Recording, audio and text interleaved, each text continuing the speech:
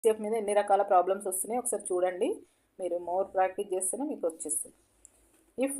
If numbers ఇక్కడ 71 ఇది ఇందాక వచ్చేసింది కదా.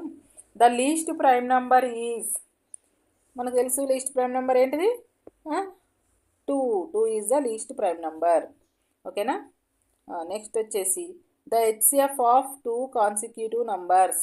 2 కాన్సిక్యూటివ్ నెంబర్స్ కూడా మనం 2 వరుస నెంబర్లకి హెచ్సిఎఫ్ నేర్చుకున్నాం కదా.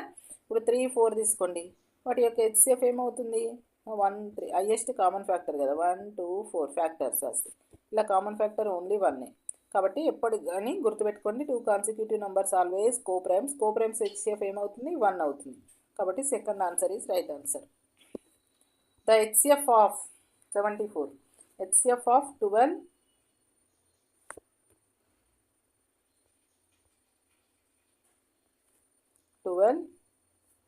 18.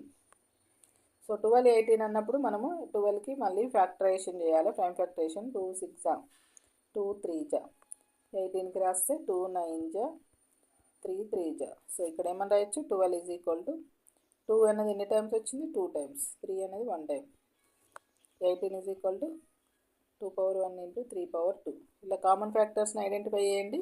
కామన్ ఫ్యాక్టర్స్ ఐడెంటిఫై చేస్తే, hello everyone, welcome to maths class. Next question 76. 76లో మనము లాగార్థంకి సంబంధించిన క్వశ్చన్స్. సో ఇక్కడ if log 2 is equal to logarithm of 2 is equal to 0.30103, then logarithm of 2, then logarithm of 32. దీని వాల్యూ ఎంత అంటే మనకి ఇచ్చింది ఎంత, లాగార్థం ఆఫ్ 2 ఈజ్ ఈక్వల్ టు ఈ వాల్యూ ఇచ్చిండు. అంటే లాగార్థం ఆఫ్ 2 ఈజ్ ఈక్వల్ టు 0.30103. మరి ఇక్కడ ఫైండ్ దేన్ని ఏమంటుండు, 32. మరి లాగార్థం ఆఫ్ 32 వాల్యూ కనుక్కోవాలి మనం. సో ఈ లాగార్థం ఆఫ్ 32 కనుక్కునే ముందు మనకు బిఫోర్ కాన్సెప్ట్స్ ఐడియా ఉండాలి. లాగార్థమ్స్లో కాన్సెప్ట్స్ ఐడియా ఉండాలి. Logarithm of A power n is equal to n log A formula. ఇవన్నీ మీకు మ్యాథ్స్ ఫౌండేషన్ క్లాస్లో ఉన్నాయి, అవి చూడండి లాగార్థం ఫార్ములాస్. సో n అనేది ఇక్కడ ఇప్పుడు దీన్ని ఏ విధంగా వస్తుంది, 2 పవర్ 32ను we can return as 2 power 5, 2 into 2 into 2 into 2. So ఇక్కడ 5 ముందుకు వస్తుంది, 5 ఆఫ్ లాగార్థం ఆఫ్ 2. మరి నెక్స్ట్ ఏం చేయాలి, ఈ లాగార్థం ఆఫ్ 2 ఇచ్చింది కదా ఇది.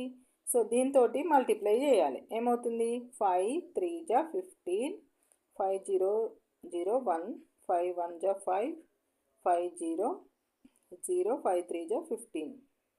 సో పాయింట్ ఎక్కడ పెట్టాలి, 1 2 3 4 5, 5 డిజిట్స్ కాబట్టి 1 2 3 4 5. 1 పాయింట్, ఆన్సర్ ఏంటిది, 1.5015.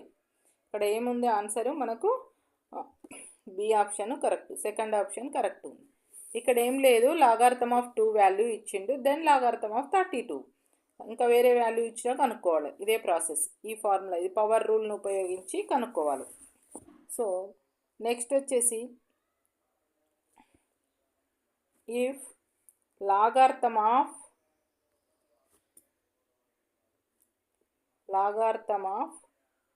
0.000401 base 10 is equal to X, then X is equal to అడిగింది ఇక్కడ, then X is equal to what.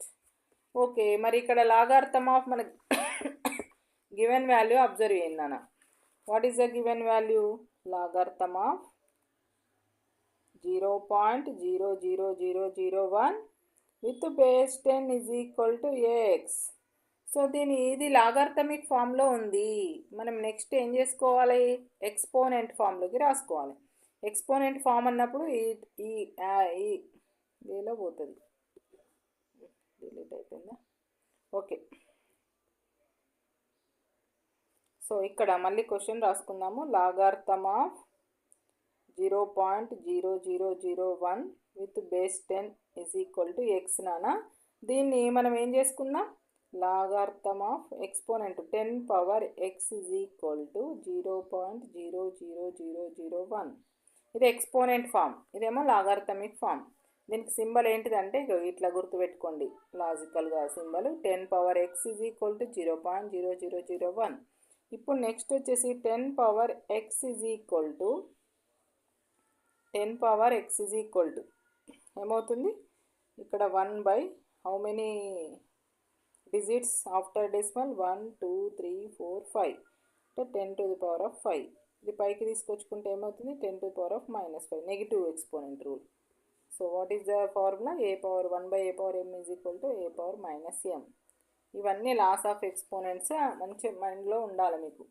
So 10 power -5. So ఇక్కడ ఈ రెండు ఈక్వల్ బేసెస్ ఈక్వల్గా ఉన్నాయి.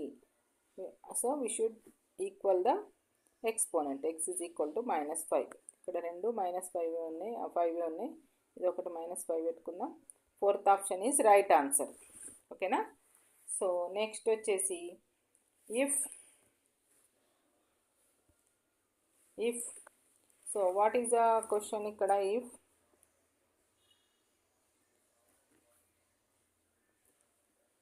లాగార్థమ్ ఆఫ్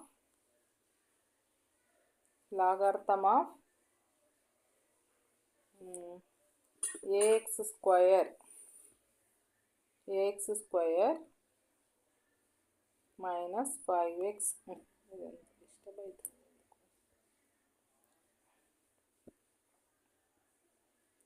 79 క్వశ్చన్ చూద్దాం. So logarithm of x square with base 2 is equal to 2, then x is equal to what ఇది question. So ఇక్కడ మనం కనుక్కునే process ఏంటిది మనం ఎక్స్పోనెంట్ ఫామ్లో రాయాలి. ఏం లేదు, సింపుల్. లాగార్థమిక్ ఫామ్లో రాసినప్పుడు దాన్ని ఎక్స్పోనెంట్ ఫామ్లోకి రాద్దాం. ఇప్పుడు ఇందాక ముందు చెప్పినా కదా 2 power 2 is equal to x power 2. So ఇక్కడ కూడా మీకు రూల్ ఏంటిదంటే a power m is equal to b power m. ఈ రెండు సమానమైతే ఈ రెండు కూడా సమానమైతే a is equal to b. So x is equal to 2. దాన్ని ఇంకొక రకంగా వేయాలి అంటే మీరు ఏ విధంగా వేయచ్చు చూడండి ఒక్కసారి. లాగార్థమ్ ఆఫ్ క్వశ్చన్ ఏంటి